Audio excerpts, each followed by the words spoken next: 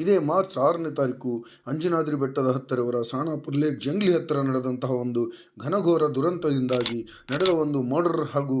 ಮಹಿಳೆಯರ ಮೇಲೆ ನಡೆದ ಅತ್ಯಾಚಾರ ಪ್ರಕರಣದಿಂದಾಗಿ ಇಡೀ ಜಿಲ್ಲೆಯಲ್ಲಿ ಹೈ ಅಲರ್ಟ್ ಘೋಷಿಸಲಾಗಿದ್ದು, ಗಂಗಾವತಿ ಹಾಗೂ ಕೊಪ್ಪಳ ತಾಲೂಕಿನಲ್ಲಿರುವಂತಹ ಎಲ್ಲ ಅನಧಿಕೃತ ರೆಸಾರ್ಟ್, ರೆಸ್ಟೋರೆಂಟ್ಗಳನ್ನು, ಹೋಮ್ ಸ್ಟೇಗಳನ್ನು ಅವುಗಳ ಮೇಲೆ ಶಿಸ್ತು ಕ್ರಮ, ಕಾನೂನು ಕ್ರಮ ಜರುಗಿಸಲಿಕ್ಕೆ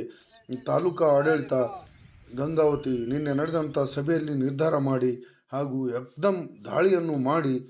ಅನಧಿಕೃತವಾಗಿರುವಂಥ ಎಲ್ಲ ರೆಸಾರ್ಟ್, ಹೋಮ್ ಸ್ಟೇಗಳ ವಿದ್ಯುತ್ ಸಂಪರ್ಕವನ್ನು ಕಡಿತಗೊಳಿಸಲಾಗಿತ್ತು. ಅದೇ ರೀತಿಯಾಗಿ ಅವುಗಳಿಗೆ ಗಡುವುಗಳನ್ನು ನೀಡಿ ಈ ಜಿಲ್ಲಾಡಳಿತ ಹಾಗೂ ಈ ಜಿಲ್ಲಾ ಪ್ರವಾಸೋದ್ಯಮ ಇಲಾಖೆಯಿಂದ ಅನುಮತಿಯನ್ನು ಪಡೆದು ಹೋಮ್ ಸ್ಟೇ ರೆಸಾರ್ಟ್ಗಳನ್ನು ಪ್ರಾರಂಭ ಮಾಡಲು ಸೂಚಿಸಿದ್ರು. ನಿನ್ನೆ ತಾನೇ ಈ ಘಟನೆ ನಡೆದು ನಿನ್ನೆಯೇ ಕೊಪ್ಪಳ ತಾಲೂಕಿನಲ್ಲೂ ಕೂಡ ಕೊಪ್ಪಳ ತಹಸೀಲ್ದಾರರು ಗಂಗಾವತಿ ತಹಸೀಲ್ದಾರರು ನಡೆಸಿದ ಮಾದರಿಯಲ್ಲಿ 5 ಇಲಾಖೆಗಳ ಸಮನ್ವಯಾಧಿಕಾರಿಗಳೊಂದಿಗೆ ಸೇರಿಕೊಂಡು ಸಮಾಲೋಚನೆ ಸಭೆಯನ್ನು ಮಾಡಿ ಇಲ್ಲಿರುವಂಥ ಈ ಕೊಪ್ಪಳ ಜಿಲ್ಲೆ ತಾಲೂಕಿನಲ್ಲಿರುವಂಥ ಅನಧಿಕೃತ ಹೋಮ್ ಸ್ಟೇ ರೆಸಾರ್ಟ್ಗಳನ್ನು ಪತ್ತೆ ಮಾಡಿ ಅವುಗಳಿಗೆ ಕಾನೂನು ರೂಪ ಕೊಡಲು ಹಾಗೂ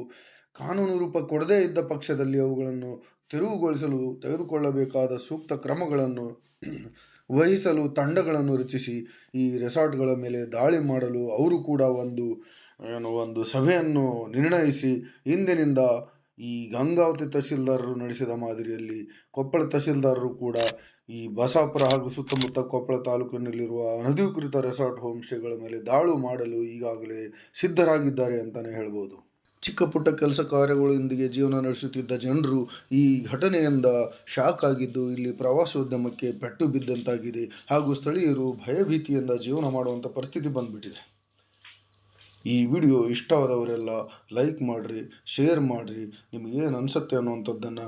ದಯವಿಟ್ಟು ಕಾಮೆಂಟ್ ಮಾಡಿ ತಿಳಿಸಿ ಹಾಗೂ ನನ್ನ ಈ ಚಾನಲನ್ನು ಎಲ್ಲರೂ ದಯವಿಟ್ಟು ಸಬ್ಸ್ಕ್ರೈಬ್ ಮಾಡಿಕೊಳ್ಳಿ ಅಂತ ಹೇಳ್ತಾ ಎಲ್ರಿಗೂ ಧನ್ಯವಾದಗಳು.